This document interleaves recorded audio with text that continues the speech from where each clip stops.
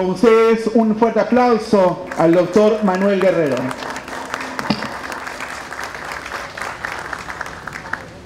Muchas gracias.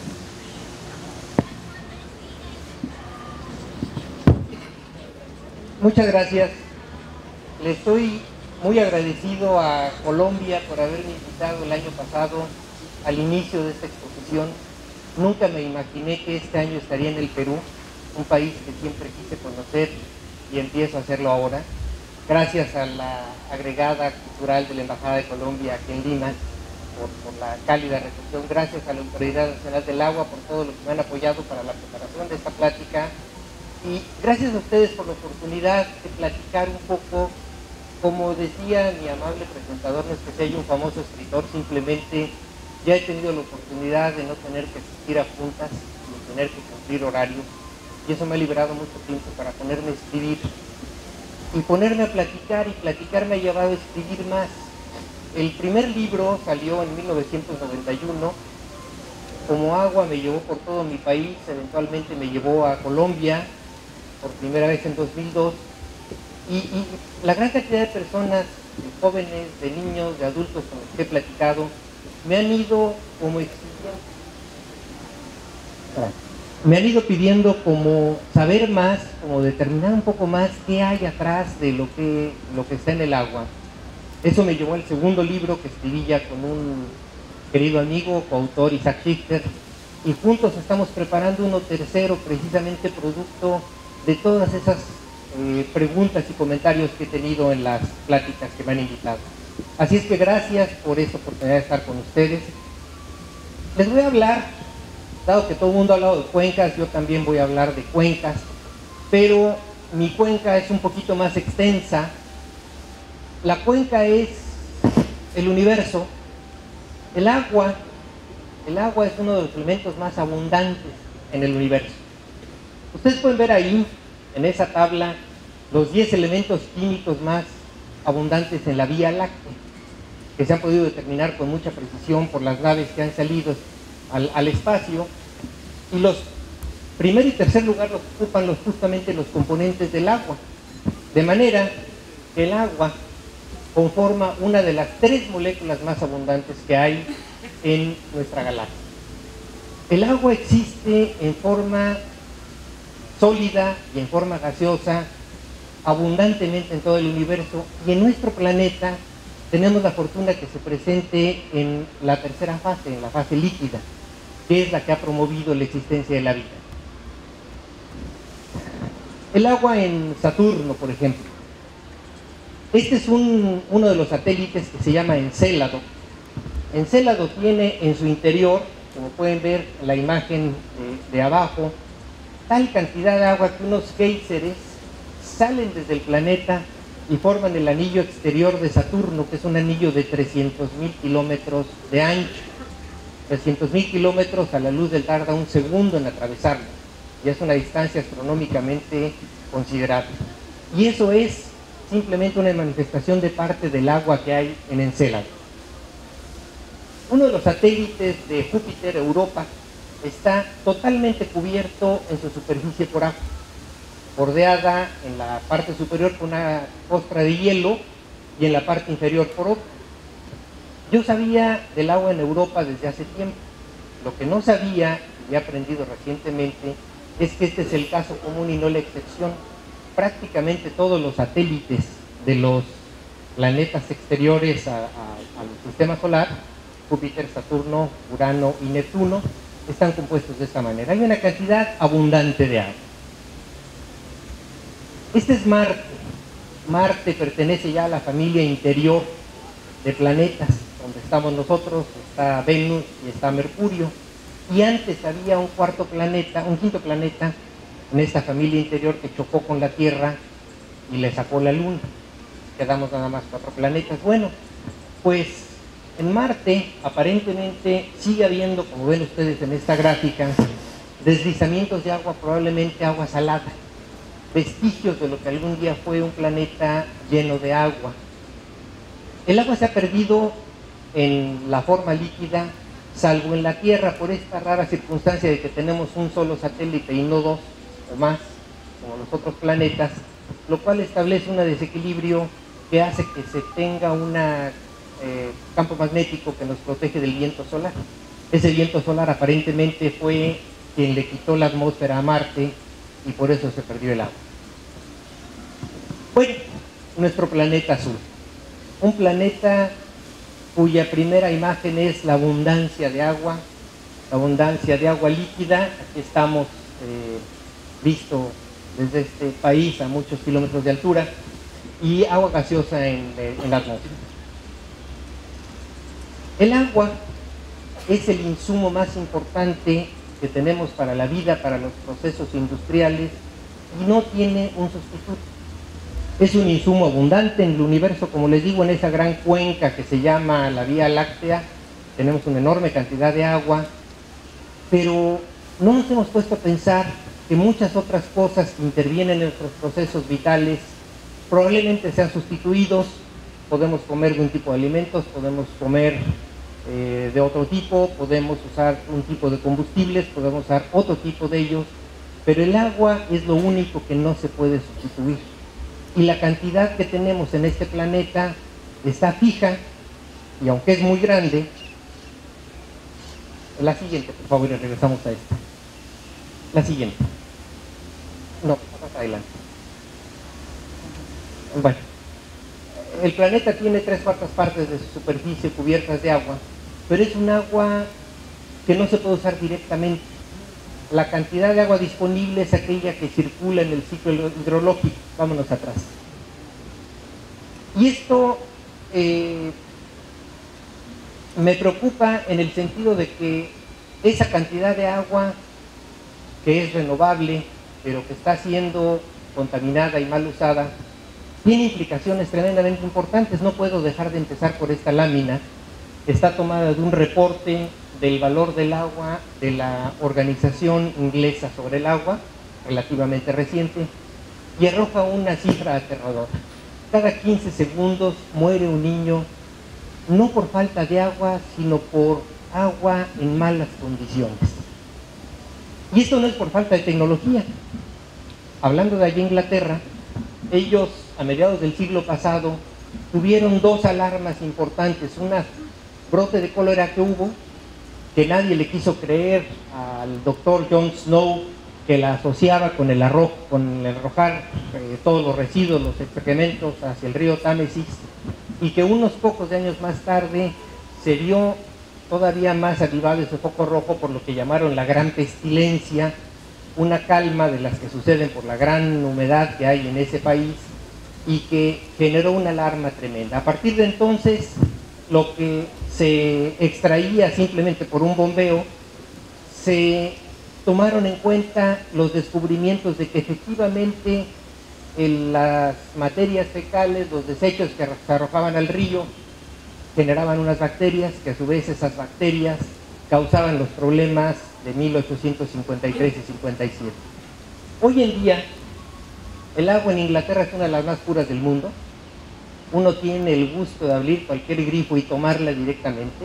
Las botellitas de agua no existen allá, más que como en otros lados por posición social, pero no hay la necesidad. El agua es extremadamente pura, y el río Támesis, en un horizonte de unos 3 décadas, ha vuelto a ser un río vivo, un río que tiene peces, un río que tiene un control de caudal.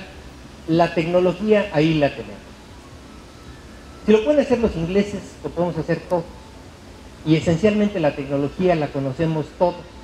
Mi reflexión entonces es que para poder actuar hay que saber y conocer qué es lo que pasa en esa microparte de la gran cuenca que se llama Vía Láctea o Sistema Solar. Bueno, lo que quería encontrar al principio, datos que ustedes conocen: el agua existe en el planeta, pero no existe en la misma intensidad.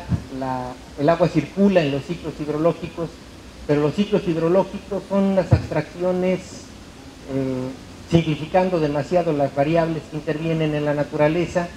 No hay un solo ciclo hidrológico, hay microciclos. La siguiente, por favor. La siguiente. Esta es la cantidad de agua renovable. La siguiente, por favor. Ese ciclo hidrológico, que es el acoplamiento de todos los fenómenos físicos que hacen circular con la energía solar al agua por el planeta, no sucede, como decía, igual en todo el mundo. En mi país, la parte sureste está con abundancia de agua, problemas de inundaciones en las épocas de gran precipitación, gracias. La parte del norte está seca y hay gran padecimiento de agua. Ustedes pertenecen a una de las zonas más ricas de agua en el mundo. Hay unas zonas todo lo contrario. El hecho es que tenemos que estudiar para poder saber cuánta agua realmente tenemos y para poder evitar las muertes que señalaba al principio, cómo existe el agua en cada una de las microrregiones. Este es un mapa del Perú.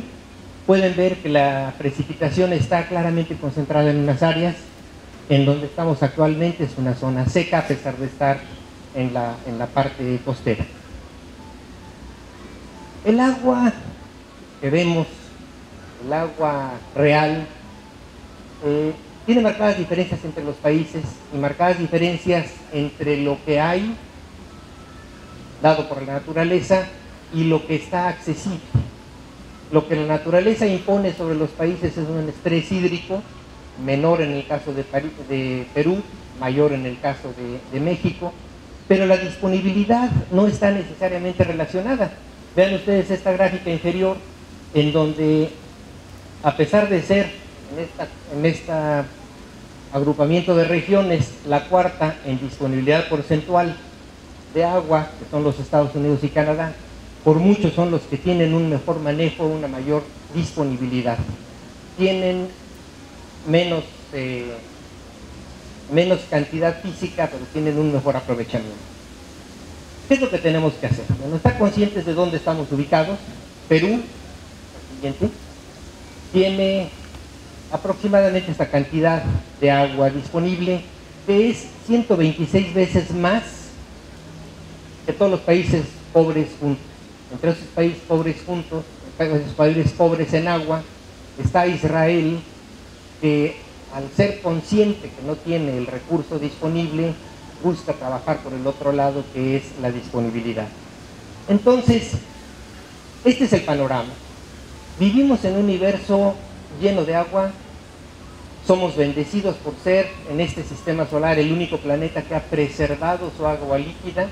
Por lo tanto, la vida ha florecido y hemos desarrollado culturas y hemos desarrollado presencia del hombre en todos los sitios, pero estamos llegando ahorita a un límite de la capacidad del planeta, un límite que tenemos que ser conscientes antes de que la situación sea irreversible.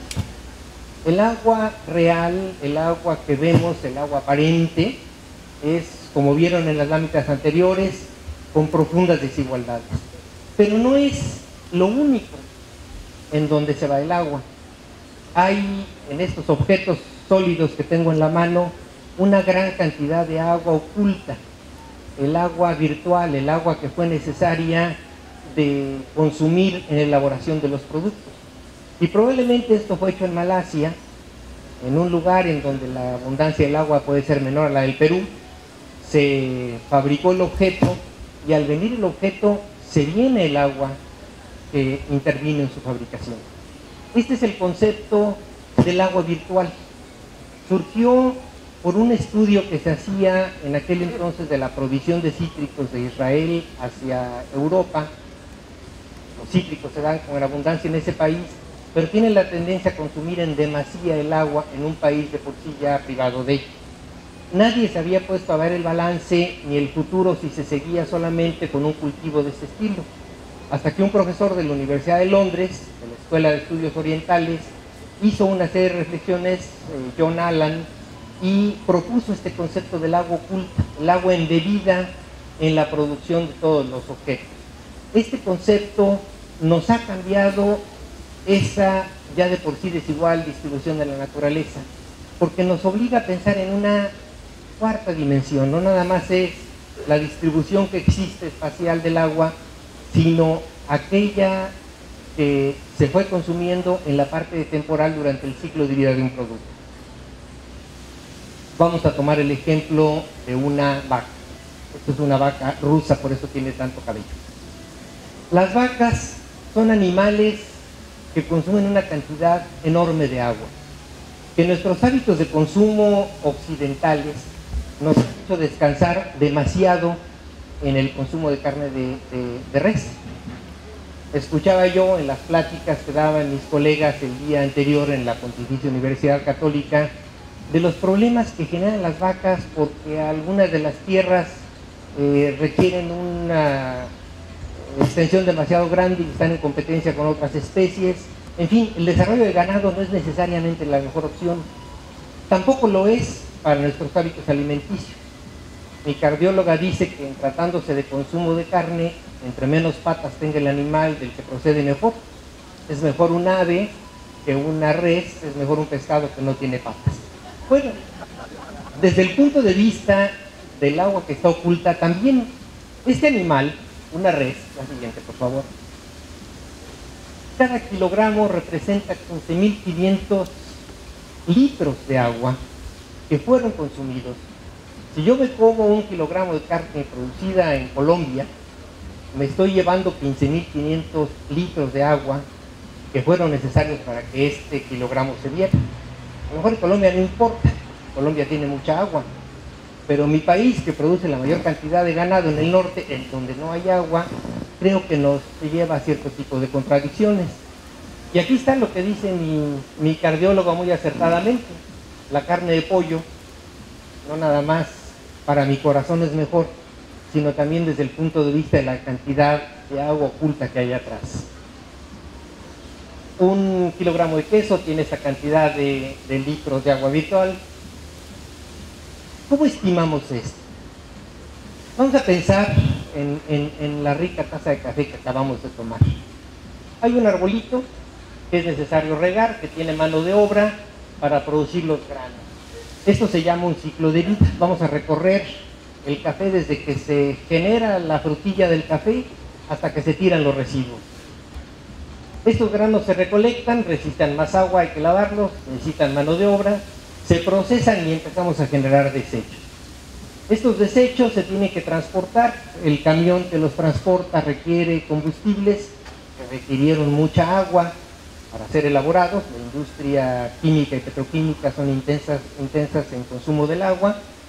Se tuestan, entonces necesito además energía, genero desechos, más mano de obra, más agua.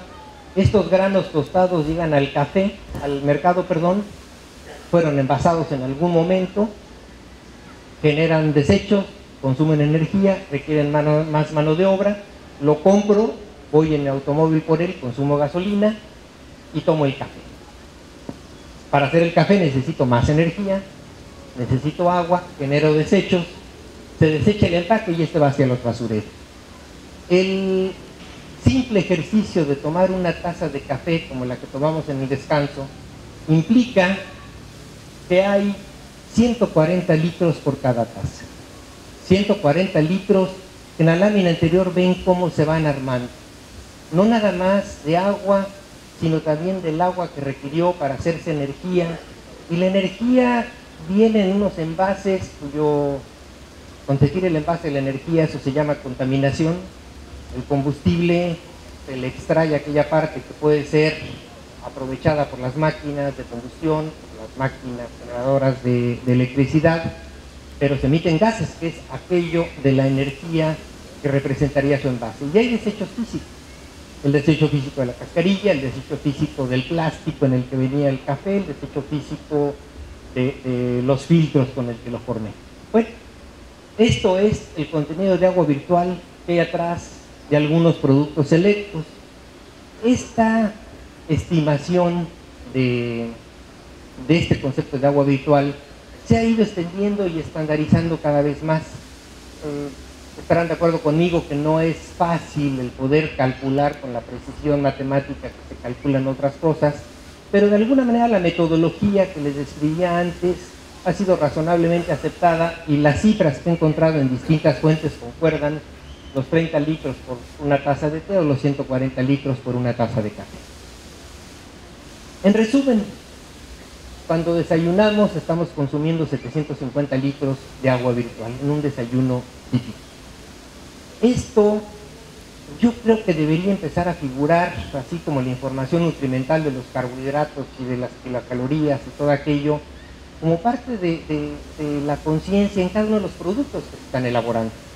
Porque en cierto sentido es mejor tomar té que café, como lo veían antes. Haciéndole caso a mi cardióloga y a la tabla que acabamos de ver, es mejor consumir pescado que consumir carne de res. La siguiente. Bueno, pero como veíamos en la lámina del ciclo de vida, no es nada más el agua la que se está consumiendo embebida en la fabricación de los productos. Es también la energía, es también el desecho. Esto constituye una huella, como cuando vamos caminando y dejamos una huella en la arena, la profundidad y la longitud del peso de esa huella puede dar una indicación de quién fue la persona que la formó. La huella ecológica, que es el conjunto de estas tres huellas, puede dar una indicación del peso que ejerce una civilización sobre su ecosistema. Y déjenme darles una cifra. Uno de los primeros países que sé que empezó en este tema fue Londres, la ciudad de Londres, capital de Inglaterra. Hicieron un estudio muy laborioso en donde recolectaron información sobre cuánta comida entraba al país, de dónde provenía esta comida, el número de pasajeros en metro, el número de pasajeros en transporte urbano, el número de pasajeros en vehículos, la cantidad de desechos que genera la industria de construcción, en fin, cantidades muy grandes, posibles pero laboriosas de recolectar. Y encontraron, para su sorpresa, en el año 2000, que la huella ecológica de la ciudad de Londres, es decir, si pudiéramos juntar toda la tierra que se requiere para abastecer de víveres, de insumos, de combustible a Londres, y toda la tierra que se requiere para acomodar sus desechos, la huella ecológica de esta ciudad es 2 veces el tamaño de toda la Gran Bretaña. Entonces esto lo que significa es que algo está mal. Tenemos una sola tierra, hay muchas más ciudades en la Gran Bretaña, no está Londres sola, y no nos alcanzaría un cálculo tan lineal para proveernos de insumos y acomodar nuestros desechos. Entonces esto es una evidente muestra de que estamos manejando las cosas mal, de que nos hemos equivocado en algún punto. La huella ecológica es la cantidad de tierra productiva que requeriríamos si todos tuviéramos un estándar semejante. Si todo mundo tuviéramos el estándar de la ciudad de Lima, de la ciudad de Londres, de la ciudad que escojan, habría más o menos cantidad de tierra necesaria para proveer insumos y para acomodar desechos. Es evidente que no tenemos todos ese estándar de vida y se pueden hacer ejercicios de qué pasaría si todo fuera Lima, si todo fuera Londres, si todo fuera Washington, si todo fuera la Ciudad de México. Lo que sucede es que estamos consumiendo la reserva que nos dotó la naturaleza después de muchos millones de años, después de haber seleccionado a la Tierra para ser el único planeta donde se diera esta complejidad de vida. Estamos agotando ese capital, o sea, el número de hectáreas globales que nos tocarían si repartiéramos equitativamente lo que le toca a cada país, de acuerdo a sus recursos naturales, de acuerdo a su dotación de agua. No es la misma cantidad de insumo. Estamos aquí empezando en el año 1960 cuando se empezó a estimar esto, para 3 países que voy a ejemplificar: Perú, Colombia y México. Pero bueno, cada quien tuvimos una dotación inicial diferente, pero dotación ya al fin y al cabo. ¿Qué hemos hecho con ella? A lo largo del tiempo, Perú ha tenido una huella que ha ido consumiendo de esta manera su biocapacidad. Todavía tienen recursos en el banco. Colombia, igual, países en una zona privilegiada, particularmente el recurso hídrico, está consumiendo su insumo. Pueden facilísimamente extrapolar y pensar cuándo tendrían un colapso. Nosotros ya lo hicimos. Nuestro país, lamentablemente, tenía una cierta dotación, rica en el sureste, más pobre en el norte, y en alguna parte de los 80s, sencillamente por ignorancia, por no haber tomado en cuenta este tipo de factores, hemos excedido, y desde entonces estamos empezando a tener que pagar los intereses. ¿Qué quiere decir? Esto es muy real. Los intereses quiere decir que lo que se puede remediar con cierto esfuerzo en Perú, en México ahora es mucho más caro, mucho más difícil, y yo no soy de los que crea ultranza en la tecnología. Tiempo atrás se pensaba que vendría la tecnología y esto podría limpiarse, vendría la tecnología y se podrá desalar el agua de mar, vendrá la tecnología y se podrá aprovechar la energía del viento. Todo esto es cierto, sin embargo, la resolución de los problemas no ha sido así. Hay alternativas de generación de energía que no resultaron tan limpias como se pensaba. La energía hidroeléctrica, las presas, simplemente es almacenar agua, se deja caer, eso que puede impactar al medio ambiente mucho, porque la fabricación de una presa, la construcción de una presa, implica desplazar comunidades humanas, comunidades animales, especies vegetales, implica un reflejo de energía hacia la atmósfera, y cuando se empieza a calcular con un poquito de más fineza todo este tipo de factores, tenemos que pagar un precio por haber hecho una presa. Una granja eólica, pues simplemente es tener un reguilete con un aerogenerador. ¿Qué combustible estamos consumiendo en este caso? Debería ser algo sin ningún impacto para el medio ambiente. No es cierto. Una granja eólica, los americanos han exagerado en ese sentido. En Texas solamente tiene una cantidad enorme de aerogeneradores. Leí hace unos cuantos meses un reporte del New York Times en donde reconocen que la existencia de tal cantidad de molinos de viento que están generando energía está generando un calentamiento de la atmósfera no demasiado diferente al que se genera por la emisión de dióxido de carbono por tecnologías convencionales. Entonces, creo que nos estábamos equivocando cuando titulé esta plática Agua, muéstrate, no te escondas. Quise decir, tratemos de ver un poco más atrás de lo obvio, tratemos de ver un poco más atrás de lo que simplemente es un reguilete que está dando vueltas, que no debe tener impacto. Sí lo tiene, una presa, la producción de ganado, la construcción de diques. Toda obra que hacemos tenemos que pensar un poco en las implicaciones. Si seguimos esta tendencia, si tuviéramos un consumo como el que se ha tenido hasta el día de hoy, y todo el mundo tuviera el nivel de vida de una ciudad promedio, no estoy hablando del nivel de vida americano, porque entonces esta cifra es mucho más alta, pero un nivel de vida, vamos a decir, tipo la ciudad de ustedes o la nuestra, pero todo el planeta, hoy en día significa que necesitaríamos una tierra y media para generar todos los insumos que estamos consumiendo y para acomodar todos nuestros desechos. Evidentemente no tenemos más que un solo planeta. Por lo tanto, lo que cuadra las cifras es que lo que nosotros en Lima tenemos de bienestar, alguien tiene que pagarlo con malestar. Y esos niños que han muerto en el tiempo en que he dado esa plática, son parte de las víctimas de esa inequidad, de esa no haber considerado que la nuestra es una especie de nave espacial en la que viajamos todos, y lo que pasa en un lado, pues jalo mucho la cobija, tengo que obligar a alguien. Si esta tendencia siguiera, para el año 2050, esta situación sería ya virtualmente insostenible.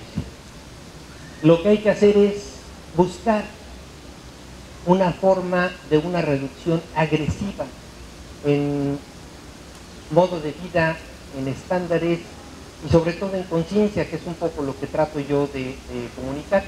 Toda esta información lo único que he hecho ha sido recopilarla y presentarla a consideración de ustedes.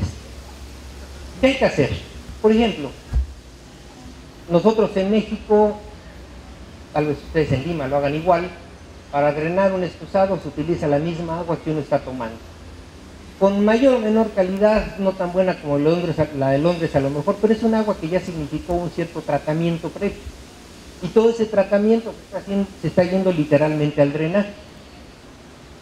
Estamos teniendo una agricultura por riego a cielo abierto que es extremadamente ineficiente, que es extremadamente intensiva en el consumo de agua, en lugar de tener otro tipo de técnicas que los países como Israel tienen que acudir a ellas por la sencilla razón que a ellos ya la dotación se les acabó. No hemos aprovechado tecnologías de desodorización química. Lo acabo de ver aquí en este jardín mágico del agua. Tenemos fugas, eso es inevitable, las tuberías se mueven, la tierra se mueve, los temblores, pero a mí me llama mucho la atención que mientras en un país desarrollado las fugas tienen esa magnitud, es característico de todos los países con el nivel de desarrollo del nuestro, eufemísticamente llamados emergentes, pero que somos desarrollados, que tenemos el doble de pérdida. Tenemos menos dinero, tenemos menos recursos y perdemos más. ¿Qué se puede hacer? Bueno, los productos agroquímicos que llevan un consumo de agua virtual, pues podríamos, por ejemplo, tener una agricultura acorde con el clima. A lo mejor si ustedes en Perú producen algo que consume uno y a mí me toca producir algo que es lo mismo que consume dos, pues en Perú podrían hacer esa producción para Perú y para México, y en cambio seguramente encontraríamos nosotros algo en donde es más eficiente ambientalmente hablando la producción de esos insumos. Esa información existe publicada abiertamente. Por algún lugar hice yo un ejercicio comparando, por ejemplo, la producción de maíz, la producción de sorgo, la producción de algodón, y para algunos países sería mucho más económico el importar el algodón sin tener que usar todo el agua para producirlo, y irse por otro tipo de productos en donde su eficiencia del uso del agua, por las condiciones climáticas que se encuentra el país, es mucho más alta. Estos libros, hay muchos, pero a mí en particular este me gusta mucho. Cuando salió a principios de los 70s, Los límites al crecimiento, yo estaba empezando a estudiar ahí en Inglaterra, me tocó escuchar una entrevista que hicieron en la BBC a los autores. Se burlaban de lo que ellos estaban prediciendo, se les acusaba de ser unos exagerados, que eran neomalthusianos, que estaban sobreactuando la realidad. Se habían basado en algunos modelos matemáticos, algunas simulaciones por computadora, quizás debatibles, pero su idea de que el crecimiento tiene límites no estaba equivocada. Acaba hace relativamente poco de salir la revisión a 30 años, y ellos mismos dicen, quizás me equivoqué en la metodología, pero no me equivoqué en el concepto que teníamos atrás. Esta reflexión me parece importante, por lo que he escuchado antes. Estos análisis se empiezan a hacer, no conozco lo suficiente, me encantará saber lo que se hace aquí en cuestiones de agua en el Perú, pero creo que es muy importante que empecemos a ensayar con esa mentalidad de que nuestro mundo no es infinito en recursos, que la realidad de lo que decía antes del planeta y medio que nos estamos acabando ya, puede ser una realidad extremadamente desagradable en un horizonte de la vida, pues no la mía, pero sí la de mis hijos o mis nietos. El año pasado que estuve en Bogotá, al inicio de esta exposición, me obsequiaron este libro, se los recomiendo amplísimamente. Eso es pensar en otra dirección, es pensar en cómo actúa la naturaleza y emularla, es pensar cómo la naturaleza se ha adaptado a las distintas condiciones. Saben ustedes que este planeta tuvo 2 extinciones masivas, que el 90% de la población viva en aquel entonces desapareció y alguna volvió a surgir. Les decía que el mismo origen de este planeta fue la colisión entre dos, una colisión cataclísmica antes de que pudiera formarse la vida, pero como que la Tierra ha empezado varias veces, y el haber empezado varias veces nos dio la ventaja de sacarnos una sola luna que agita y nos mantiene el campo magnético que impide que el viento solar se lleve a la atmósfera como en Marte. Las extinciones masivas han dado lugar a nuevas especies. No quiero decir que estemos en el umbral de una nueva extinción masiva, pero muchas veces parece que los seres humanos como que la queremos provocar. Bueno, esto es pensar de otra manera. Lo que hay en este libro habla de 100 proyectos, 99 no los conozco más de lo que he leído aquí, pero hay uno en Colombia que sí, que se llama Las Gaviotas, una recuperación extraordinaria de una zona de la Bichada. Proyectos muy bonitos, proyecto a muchos años, que ha sido sostenible, dirigido por una persona de una enorme simplicidad, una persona muy sencilla, muy accesible. He tenido el gusto de conocerlo en varias visitas a Colombia, y lo que él dice es: hagámoslo, trabajemos, somos parte de la naturaleza, emulemos. Yo les recomiendo ampliamente este tipo de lectura. Yo no creo que el mundo se vaya a acabar. Yo no creo que nuestra generación sea tan torpe que, sabiendo lo que hay atrás, siga caminando por ese camino de la destrucción. No lo puedo aceptar. Tengo 2 hijos que a su vez me han estado dando nietos también, y no puedo aceptar que a estos pequeños que están llegando corran la suerte de muchos otros niños. Yo creo que algo tenemos que hacer. Tenemos que ser conscientes del recurso, tenemos que ser conscientes de dónde está, tenemos que determinar y establecer políticas, como decía al principio. Si ponemos un contenido nutricional, pongamos un contenido de agua virtual, desanimemos el consumo de cierto tipo de productos, por ejemplo el agua embotellada. Veo con muchísimo gusto que nos han servido vasos de agua y no botellas de agua, porque una botellita de 1 litro de agua tiene 1 litro de agua adentro y 5 litros que fueron necesarios para producir el envase, que aparte hay que tirar. Hay que compartirla con todo el ecosistema. Nos hemos apropiado de este planeta. El hombre es el rey de la creación. Mentira. Somos uno de muchos bichos que habitamos este planeta. Y tenemos que vivir en una armonía, no solamente porque nos conviene, sino porque deberíamos pensarlo de una manera, con convencimiento, de una manera filosófica. No somos los dueños, simplemente somos unos inquilinos más de este planeta. ¿Por qué nos hemos olvidado de nuestros orígenes? Termino con un pensamiento maravilloso del libro de Gastón Bachelard, El agua y los sueños. Creo que si vemos al agua con esa óptica, la vamos a tratar de una manera diferente. El agua en nuestra cuenca del universo es muy abundante, y eventualmente podremos quizás colonizar los planetas y explotar esa agua, que además, por cierto, esa agua se puede convertir en combustible por tecnologías que están incipientes hoy en día, que son las que se utilizan en las naves espaciales. El agua puede ser alimento para los programas de colonización, puede ser el combustible para la colonización, pero no lo podemos hacer.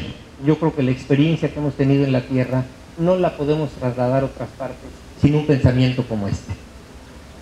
Bueno, yo quisiera ver el agua así. Algún domingo que me fui a pasear por Chapultepec, muy caluroso. Chapultepec es un parque central en la Ciudad de México. Estaba lleno de fuentes y el niño estaba disfrutando el agua, ¿no? Estaba pensando esto, a lo mejor estaba espantosamente contaminado y no me atreví ni a decírselo, porque lo estaba disfrutando. Espero que no le haya hecho daño. Eso es lo que hay que hacer con el agua. Hay que vivirla, hay que empaparse en ella. Nos han hecho el favor de presentar esta exposición las repúblicas hermanas de Colombia y el Perú, y me siento muy contento de estar aquí, muy agradecido en este ambiente tan mágico, de este parque mágico del agua. Por favor, no olvidemos dónde estemos. Muchas gracias. Un aplauso para el doctor Manuel Guerrero. Lo invitamos, por favor, a tomar asiento en nuestra mesa. A continuación, iniciamos una ronda de intervenciones y de preguntas.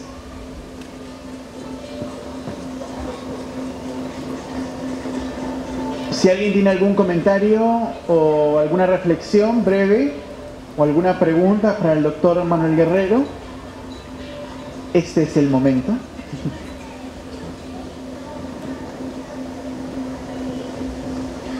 Bien, le voy a pedir que se presente, por favor, su nombre y la institución a la que pertenece. Gracias. Sí, bueno, Javier Zúñiga, del proyecto de modernización de la Autoridad Nacional del Agua. La pregunta va interesante. Wow.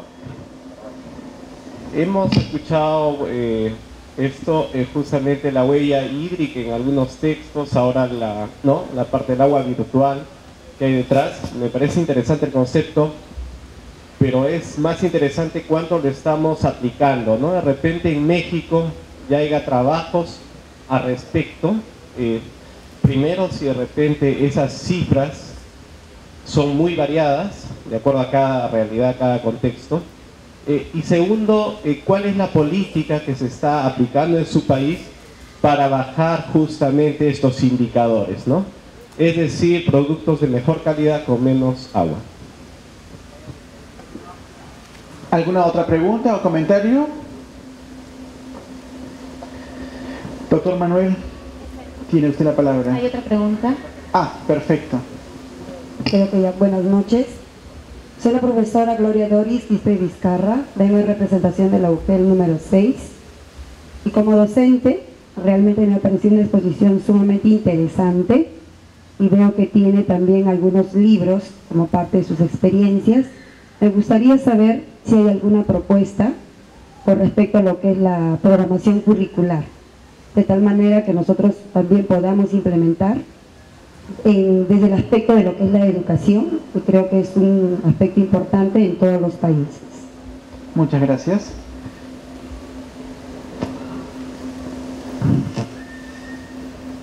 Nos has dicho que hay que pasar de una visión antropocéntrica a una biocéntrica.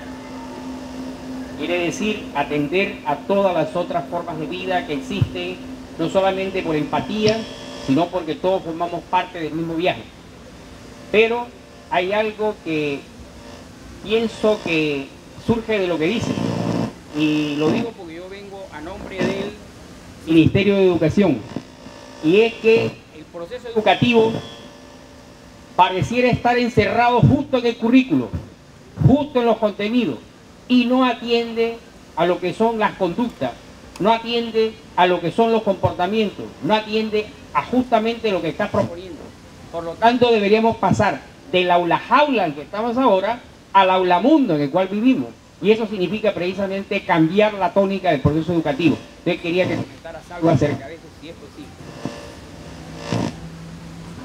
Bien. ¿Alguna otra pregunta o reflexión? Bien, doctor Manuel. Gracias.